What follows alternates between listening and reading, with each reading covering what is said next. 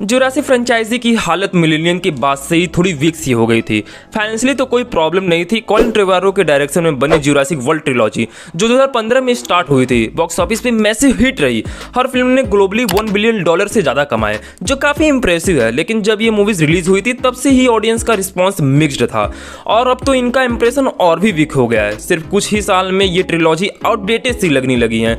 ये फिल्म यादगार तो बिल्कुल नहीं है और कभी कभी तो देखना भी मुश्किल हो जाता है। स्पिलबर्ग के ओरिजिनल फिल्म का जो वंडर और एक्साइटमेंट था उसकी जगह यहाँ मिलता है लैब मेड डायनासोर्स, ज्यादा सीजीआई और बग्स। पहले 3 जुरासिक वर्ल्ड फिल्म टाइम के टेस्ट पर बिल्कुल भी खरी नहीं उतर पाई। लोग सही में ये सोचने लगे थे कि क्या ये डायनासोर वाली फ्रेंचाइजी कभी अपनी ओरिजिनल ग्लोरी में वापस भी आ पाएगी।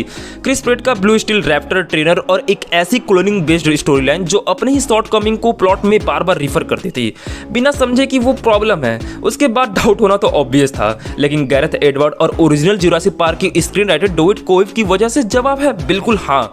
जुरासिक वर्ल्ड रीबर्थ क्लियरली 2001 के बाद से सबसे अच्छी डायनासोर मूवी है और अगर आप पहले 2 जुरासिक पार्क के सीक्वल के फैन नहीं हैं तो ये कहना भी गलत नहीं होगा कि ये 1993 के बाद से बेस्ट फिल्म है। Just to be clear audience, Jurassic World Rebirth Spielberg के ओरिजिनल मास्टरपीस के लेवल के आसपास भी नहीं आती। दोनों का कंपेयर करना जैसे जमीन और आसमान जैसा है।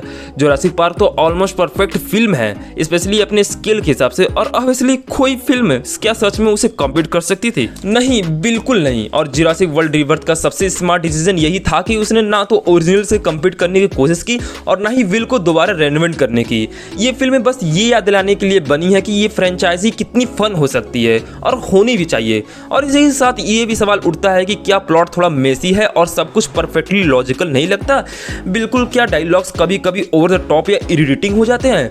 तो जवाब है हाँ, डेफिनेटली रीबर्थ एक फ्लॉड फिल्म है, इसमें कोई डाउट नहीं है। लेकिन जो लोज है वो बहुत छोटी चीज़ लगती हैं जब आप उन टाइटेनोसोरस लेवल्स हाई को देखते हो जो एडवर्ड और उनकी टीम ने अचीव किए हैं। अपने बेस्ट मोमेंट में रीबर्थ एग्जैक्टली वही डिलीवर करती है जो प्रॉमिस किया गया था। एक ऐसी खोई हुई फीलिंग्स को दोबारा जगाना, एक प्योर नॉस्टैल्जिया जैसा इमोशन, जैसे बचपन में पहली बार स्क्रीन पर डायनासोर देखते थे, वो एक्साइटमेंट वापस आ जाती है। वो मैजिक दोबारा कैप्चर करना सिर्फ फिल्म का फील ही नहीं बल्कि रीबर्थ के प्लॉट का एक इंपॉर्टेंट पार्ट भी है और ये पर्सनली मेरा फेवरेट नैरेटिव एलिमेंट था। देखो, जुरासिक वर्ल्ड के बाद वाली फ्रेंचाइजी की रियलिटी काफी डल और इमोशनलेस सी हो गई थी। उस वर्ल्ड में लोग डायनासोर्स को देखकर एक्साइट होने के बजाय उन्हें एक इनकन्वीनियंस की तरह ट्रीट करते हैं। एक तरह का साइलेंट कॉन्टेम्प्ट भी है उन क्रिएचर्स के लिए जो वैसे तो खुद तो कभी जिंदा होने के ऑप्शंस मांग के नहीं आए थे। और ये रिफ्लेक्ट करता है उनके फ्रेंचाइजी की अपनी जर्नी को भी। जुरासिक पार्क के डिकेड बाद जब ये सीरीज वापस आई तो उन्होंने ऑडियंस को जेनेटिकली इंजीनियर्ड मॉन्स्टर के थ्रू वॉक करने की कोशिश की, लेकिन उस ओरिजिनल वाली क्वासी साइंस, लॉजिक और वंडर को ऑलमोस्ट इग्नोर कर दिया। और रिजल्ट क्या निकला? ज्यादा फ्लैशी थ्रिल्स लेकिन कम जेन्युइन इमोशन। बिल्कुल वैसे ही जैसे 2015 के जुरासिक वर्ल्ड फिल्म का खुद का थीम पार्क आइडिया था, flashy on the surface but hollow underneath. In result एक सिनिकल और डिस्कनेक्टेड दुनिया जहां लोगों के लिए डायनासोर्स का एक्साइटमेंट खत्म हो चुका है। इस फिल्म में इतने सारे अलग अलग डायनासोर्स दिखाए गए हैं कि हर कॉर्नर पर एक नया प्री हिस्टोरिक सरप्राइज मिलता है, एकदम एक डायनो लवर्स ड्रीम। और अनलाइकली बाकी जुरासिक मूवीज से रीबर्थ में कोई एक सेंट्रल विलेन टाइप डायनासोर नहीं है। स्टोरी जैसे जैसे आगे बढ़ती है हम अलग अलग लोकेशन में जाते हैं जहां हर सीन में एक नया डायनासोर हमें मिलता है और हर सीक्वेंस पिछले से ज्यादा थ्रिलिंग होता है। एडवर्ड्स क्लियरली ऑडियंस के एक्सपेक्टेशन के साथ खेलना एंजॉय करते हैं। उनका फोकस है वही स्पिलबर्ग स्टाइल इंटरसेक्शन जहां ह्यूमन इंस्टिंक्ट और डायनासोर बिहेवियर टकराते हैं, जैसे रैप्टर्स के किचन सीन या वाटरफॉल के पीछे छुपा हुआ स्नेक। ये मोमेंट सिर्फ विजुअली इंप्रेसिव नहीं है बल्कि प्रिसीजन के साथ डिजाइन भी किए गए हैं। मैक्सिमम सस्पेंस और थ्रिल क्रिएट करने के लिए हर सीन ऐसा लगता है जैसे एक केयरफुली ट्विन्ड रोलर कोस्टर राइड हो जहां थ्रिल और वंडर परफेक्टली बैलेंस होता है। ये वही मोमेंट्स है और कुछ की कैरेक्टर डिसीजन जहां रीबर्थ अपने आप को ओरिजिनल जुरासिक पार्क से इमोशनली कनेक्ट करता है। इस बार फिल्म में कोई मेजर कैमियो और शॉकिंग रिवील नहीं है। एडवर्ड और कोएव ने क्लियरली पिछली जुरासिक वर्ल्ड ट्रिलॉजी की गलतियों से सीखा है, लेकिन जो चीज थ्रू आउट फील होती है वो है ओरिजिनल फिल्म की स्टोरी टेलिंग और क्राफ्टमैनशिप के लिए एक जेन्युइन रिस्पेक्ट। चाहे वो एक ब्रिलियंट चाइल्ड एक्टर ओरिजिना मिरांडा हो और उसका एक छोटे क्यूट से डायनासोर के साथ बॉन्ड, या एक extended T-Rex river chess sequence, या एक साइंटिस्ट के ऑफ फील्ड क्लोजअप से पूरा इमोशन कन्वे करना हो।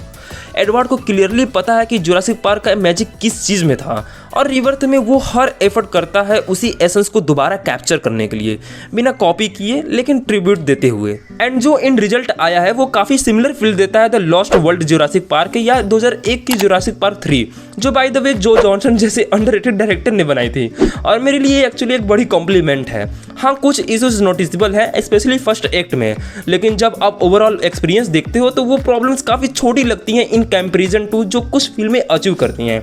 कुछ मोमेंट्स तो लिटरली ब्रेथ टेकिंग है, आप चीयर करोगे, शॉक्ड हो जाओगे और दिल से यही सोचोगे कि यही रीज़न है कि हम मूवीज़ देखने आते हैं। और ऑब्वियसली क्या यही एक्सपेक्टेशन नहीं होती जब हम एक मूवी का टिकट खरीदते हैं? मैं तो ग्लैडली किसी भी फिल्म के थोड़े फ्लॉस टॉलरेट कर लूँगा अगर उसके बदले मुझे वो मोमेंट्स मिलते हैं जहाँ मैं खुद से हंसी रोक नहीं पाता, मेरी आंखें खुली रह जाती है और मैं एक्साइटमेंट में अपने सीट पर बचपन जैसे पैर हिला रहा होता हूँ, क्योंकि वो जॉय इतनी प्योर होती है कि छुपाना मुश्किल हो जाता है। जुरासिक वर्ल्ड रीबर्थ ने मेरे साथ एग्जैक्टली यही किया है। मैं थिएटर से निकला तो मेरे फेस पे एक ईयर टू ईयर स्माइल थी। बस एक ही चीज का रिग्रेट है, काश इस फिल्म का नाम जुरासिक पार्क के टाइटल के साथ वापस आता। ये फिल्म सच में उस नाम के लायक है। ये एक ट्रू रीबर्थ है उस फ्रेंचाइजी के लिए जो कभी अपनी ही ईगो के वेट के नीचे कोलैप्स कर सकती थी। और आयरनिकली टाइटल ही वो एक रिमाइंडर रह गया उस फ्रस्ट्रेटिंग एरा का जिसे गैरेथ एडवर्ड ने इस फिल्म के थ्रू लिटरली फॉसिल बना दिया है। एंड ओवरऑल मैं यही कहूंगा कि अगर आपने कभी भी जुरासिक फ्रेंचाइजी को पसंद किया है, चाहे वो ओरिजिनल जुरासिक पार्क का वंडर हो या सिर्फ बड़ी स्क्रीन पर डायनासोर्स देखने का thrill, Jurassic World rebirth definitely एक बार देखने लायक है। हाँ, फिल्म परफेक्ट नहीं है और शुरुआत में कुछ फ्लॉज नोटिसेबल भी हैं, लेकिन जो मोमेंट्स हिट करवाते हैं वो जनरली यादगार हैं। ये फिल्म वही फीलिंग्स वापस ले आती है जो फिल्म देखते वक्त हम सबको चाहिए होती है, एक्साइटमेंट, वंडर और एक बचपन जैसी जॉय। अगर आप कंफ्यूज हो कि देखना चाहिए या नहीं, तो मैं यही कहूँगा कि एक चांस जरूर दो, ना इसलिए क्योंकि ये फिल्म फ्लॉलेस है, बल्कि इसलिए क्योंकि ये ऑनेस्टली समझती है जुरासिक वर्ल्ड को स्पेशल क्या बनाता है और वो चीज़ दिल से वो डिलीवर भी करती है।